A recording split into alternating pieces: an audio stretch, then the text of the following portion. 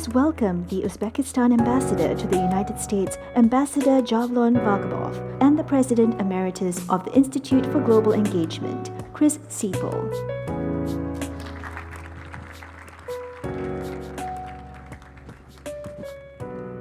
Good evening, and thank you for coming tonight.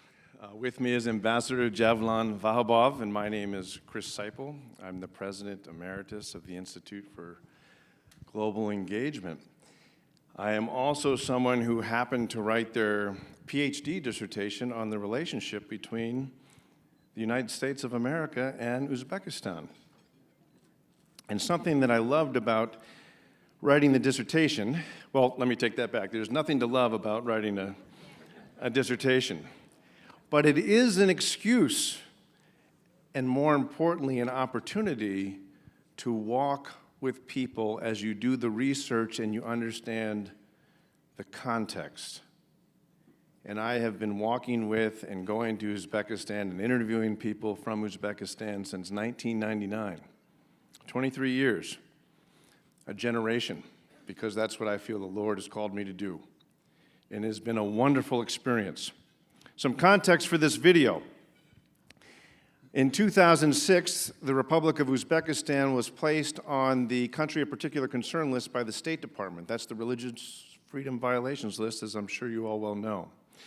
In 2016, Uzbekistan elected a new president, Shavkat Mirziyoyev. Less than a year later, he invited the UN Special Rapporteur for Freedom of Religion or Belief to Uzbekistan, the first time ever, to go anywhere he wanted to go in the country and write a proposal about how to improve conditions in Uzbekistan. Less than a year after that, the president's personal think tank signed an agreement with my previous organization, the Institute for Global Engagement, on a roadmap to work for civil society on issues of religion and rule of law in clerical relationship building, and to do programs together in November of 2019. A year later, because of those efforts, and because of the efforts of Sam Brownback and Knox Thames, among others, Uzbekistan was removed from the Religious Freedom Violations list of the State Department. And a year later, it was removed from the Special Warning List. The pandemic hit, but as soon as it was over, we picked up our bags and began to work again. And we came back in last month. This took place May 16th to May 19th of last month, and got back to work on rule of law and relationship building among clerics and religious literacy. So we've got the ambassador with us today, and our first question for you, sir, and by the way, he's one of my very good friends. How did we get here, Javlon? How does such a change take place? So much change so quickly in 5-6 years. It's really unprecedented in the religious freedom environment and in the world. So first of all, I would like to thank you and organizers for inviting me to this summit. Actually, I feel myself like a raspberry on your cake that you're all generously treated today as we are wrapping this summit. And Chris, it's a distinct pleasure and great honor to share the floor with faith leaders, so law and policy makers, diplomats, and all those who are passionately advocating for religious freedom across the globe. Actually, the countries that I represent, that has been already demonstrated on this video, just a few words about Uzbekistan, that actually aged almost 3,000 years old. So the country that is also known as a land where different faiths and religions have been coexisting in a peace, tranquility, and a mutual respect. And I'm very proud of being a representative of this country here in the United States that has never, ever seen any conflicts, tensions, or disputes based on religion or ethnicity. And as you rightly mentioned, before this administration came to power in 2016, so there were some restrictive policies towards how we have been advancing religious freedom so in the country, for what we've been criticized by the world, in particular by the West, represented by the United States and the European Union as well. And as a result, so my country was was listed as a nation of particular concern, so according to the State Department's annual report on religious freedom. But things so rapidly changed after President Shavkat Mirziyoyev so came to power in late 2016 with his own so reform agenda, so so mostly focusing on ensuring human rights, particularly so freedom of religion. And one of those 5 key priorities that he came up with and later so reflected in the development strategy of Uzbekistan for 2017-2021 was about religious tolerance and ethnic harmony. And later, so we've invited the United Nations Special Rapporteur, Dr. Ahmed Shahid, who paid a visit to Uzbekistan just to witness how this administration was so much committed to ensure religious freedom in the country, and all his 12 recommendations so later reflected in the so-called action plan adopted by the Parliament of Uzbekistan. So that was a way how we've taken it very seriously. And over the last years, so we've been closely partnering with civil society activists and, of course, international partners. And among them, I would like to single out the Institute for Global Engagement that Chris represents nowadays in his own capacity even, that actually came up with its own so-called religion and law so certificate programs that are pretty well known across the country. So we've been able to build up quite reliable so cooperation with Brigham Young University. I believe the representative of this educational institution from Utah are with us today.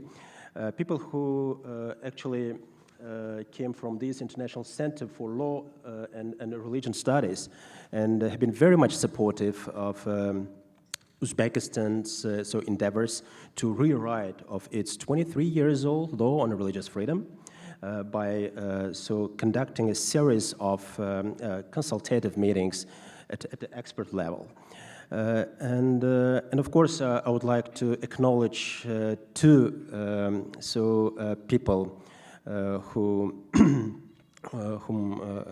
I'm seeing today here in this room, former chair of USERV, Ms. Nadine Mayenza, who is a great advocate of Uzbekistan, the U.S. relationship, and just wanted to commend, her tireless efforts to remove Uzbekistan from this list of countries of particular concern. And another person whom I would like to acknowledge is Ambassador Brownback, Ambassador at Large for Religious Freedom, who actually served in the previous administration. And he was one of those first members of the previous administration who actually came to Uzbekistan and met with my president.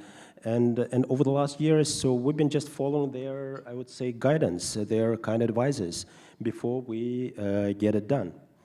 So that was the way that actually later resulted in huge accomplishments that also I would like to share with you today. It's about what we've done to simplify the registration of non-Muslim organizations in Uzbekistan. That's a way how we've revised this decades-old law on religious freedom.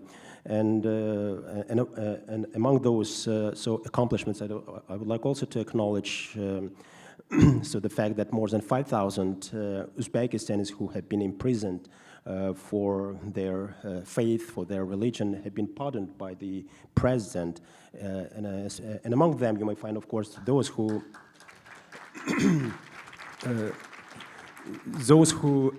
have been sentenced for religious extremism and international terrorism crimes, and among them more than more than 20,000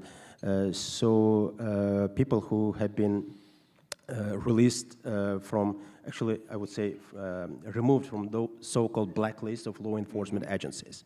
So that was the journey that is still going on, and we, the administrations that I represent here, and so remains very much committed to continue these kind of efforts. Thank you, Javlon. In summary there, relationships are religious freedom.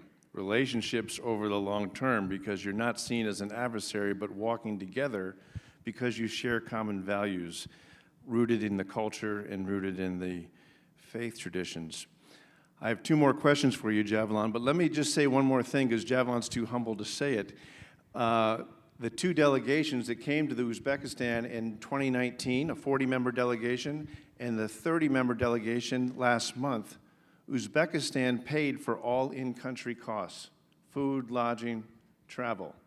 When was the last time you heard about a country putting their money where their mouth was to let anybody go wherever they wanted and ask any question they wanted in any situation? Here's the second question, though. Uzbekistan is not perfect, nor are we. Challenges remain. Speak to those. Sure, absolutely. It's so obvious that there are some gaps and challenges that we're still facing and would like to, of course, to overcome. We are not Denmark yet, but the objectives we would like to achieve and the path that we would like to pave along with our international partners are actually, I would say, very serious, and would like, so our desire is to keep on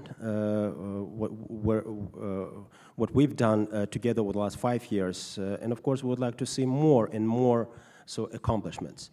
But at this moment, so what I wanted to say that all these changes are a gradual process, and we know well about some critics related to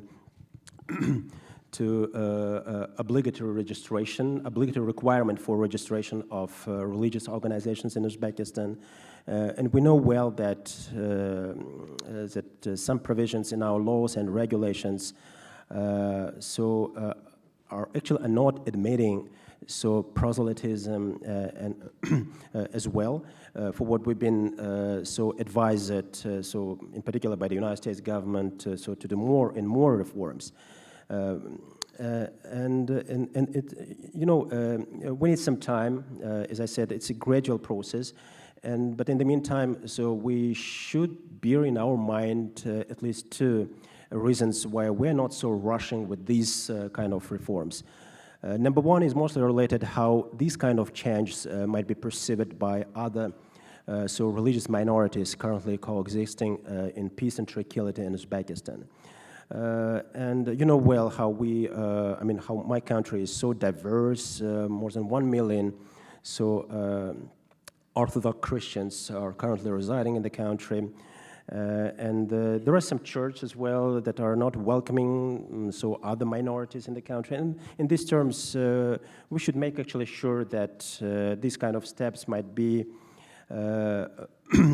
might go in line with their priorities as well, so that we wouldn't like to break this peace. I would say interreligious harmony in Uzbekistan. So number two is mostly related to our tough neighborhood. You know well where Uzbekistan is located, just surrounded by all Central Asian countries, including neighboring Afghanistan. And since the events happened last year in August, the entire, I would say, security landscape in the region changed. And we proceeded from the understanding that this kind of tough neighborhood with its own ideology, and even the extremism,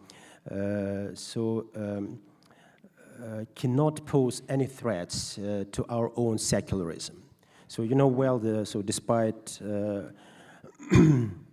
more than 95% of all Uzbekistans worship Islam, we remain very secular. So these are actually two causes that we are currently caring about. But what I'm sure about this administration's commitment that reforms are irreversible by nature and will continue as well. Thank you, Javlon. One last quick question, but let me amplify something that he said. Marianne Glendon said yesterday that law follows culture. Culture can never be an excuse for inaction and doing the right thing, but at the same time, culture is real. And you have to allow for a natural conservatism of people who are not ready for change, but have to be taught and educated about change and why it's consistent with the majority faith and the majority culture. And let me say something as a former Marine infantry officer in translation. They live in a tough neighborhood. They're surrounded by nuclear-armed regional powers. The Russians dominate the information space, and the Taliban is across the border.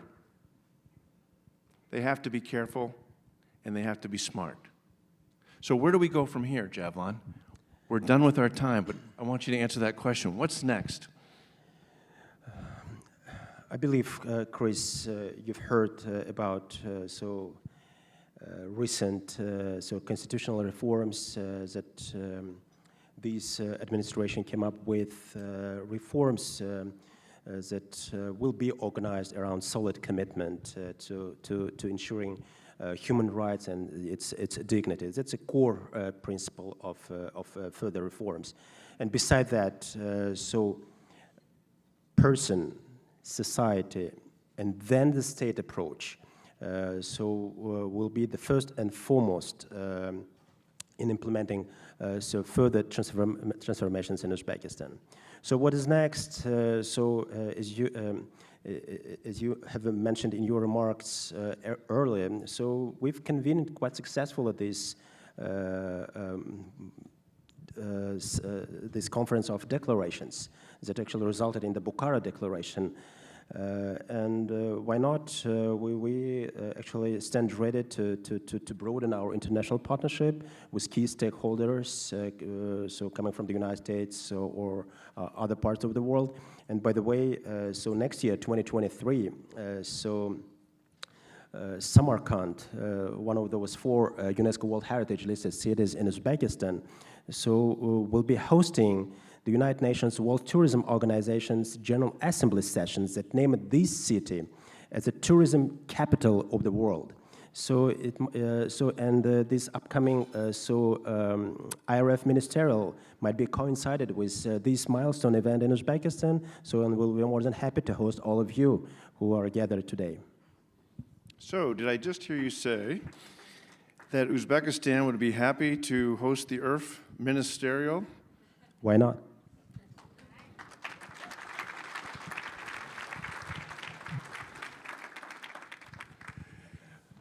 We thank you for your time. Please join me in thanking Ambassador Javlon Vakhabov. Salam.